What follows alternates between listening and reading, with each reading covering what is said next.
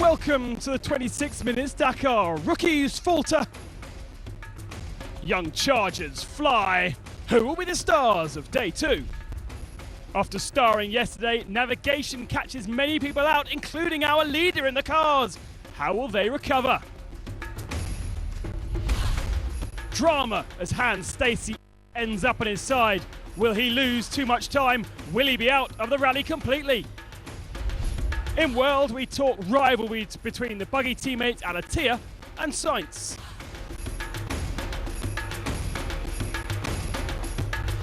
And in Legend, Ari Vatanen tells us his first experience of the Dakar Rally. All the news, all the action on this 26 minutes Dakar Pisco Pisco.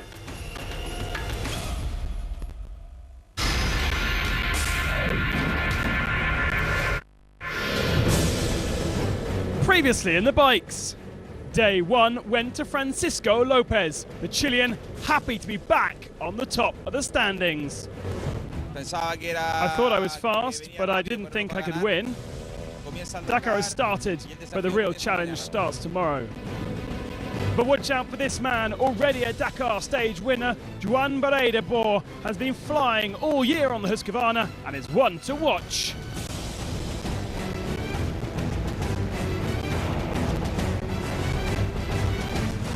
The ambition of the team is to win, and we'll do all we can to win this race, the Dakar. So with the young chargers, can the old guard survive? Will Cyril Depre stay on top?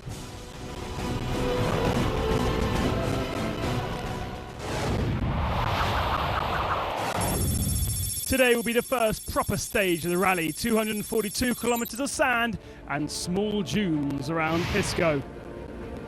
This is what lies ahead. Deep, soft dunes. Plenty of crowds as well. And stifling 37 degrees heat. Riders are now really experiencing the Dakar Rally. Today will be very hard for me. Today the real Dakar begins, and everything is new for me too. Pablo Quintarello would start third after Lopez and Verhoeven. Behind him, Patricio Cabrera, also a rookie, would have this incredible save early on.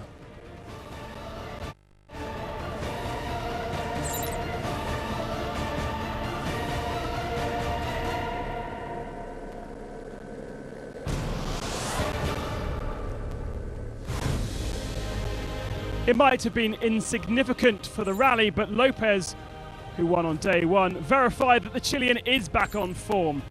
This morning he was first onto the stage, meaning he had no real tracks to follow, and the navigation had to be spot on. Well, he struggled, as did everyone. Lopez seriously lost out by leading. At the 70th kilometre, it was so hard to find a waypoint. Cyril arrived, and then we pushed, and that was okay to finish here nice and easily. Another man to struggle in the later half of the stage was Helder Rodriguez. He had been fourth fastest over the first part of the day, but dropped back to 15th by the end.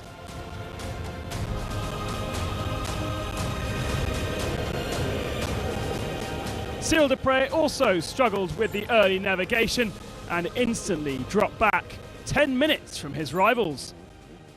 That was where he stayed, the Frenchman admitting he wasn't totally comfortable with his navigation and speed on this stage.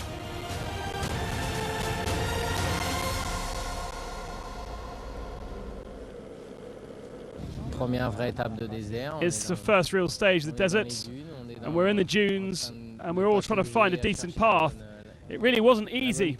All the valleys and the dunes seem to look all the same. To try and acclimate yourself from Lima to here is really very not easy at all.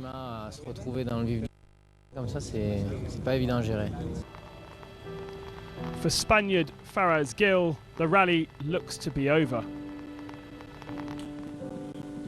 He was okay. The engine out of the bike. Clearly, he suffered a major problem. Yeah, we've had a mechanical problem, and it's such disappointment. My team have made such a big effort to get me here, and when it stops in the first days, it really is very hard to swallow. So, to the guys that did well. One such was South African Daryl Curtis. He had his best ever result aboard the KTM factory bike after last year's 25th on his first attempt on Rally Dakar. 6th was exceptional today. Just ahead of him, Works KTM rider Kurt Caselli from the US. He's still getting used to the navigation of the Dakar and used to riding this bike. And he was just beaten by Works KTM rider Ruben Farrier. Playing back up for Cyril Desprez, had a few problems, but not too bad. Did get vapor lock at the end of the day with 2 kilometres to go. Australian Matt Fish is the water carrier for Juan Barreda. He was able to push extremely hard as well. The speeds on this particular section incredibly high.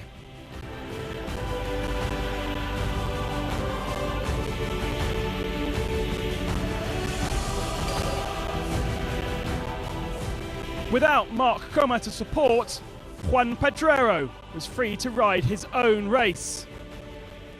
And after only 34th on day one, he silenced the doubters by getting second behind this man, Juan Barreda. Much of the pre-race attention had been on Coma and KTM, but Barreda had already won in Egypt, runner-up twice as well, rode at 100% today, and won by over 3 minutes. However, he had led by over 10 midway through. I'm really happy. It's one of those days I wanted to push hard. I did get a little bit lost at the start, but I guess so did everyone else. So I found a good route and very content by the end.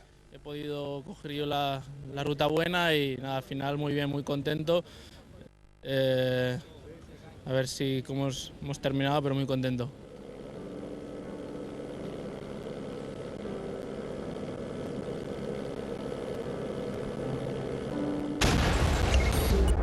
So the stage results then. Juan Barreda, 3 minutes and 16 seconds ahead of Pedrero. Matt Fish, the Australian, in third. Farrier and Kurt Caselli picking up his first top 5 on the Dakar. Barreda leads then ahead of Farrier, Pedrero, Castor, 4th position in the overall, Desprez in 5th.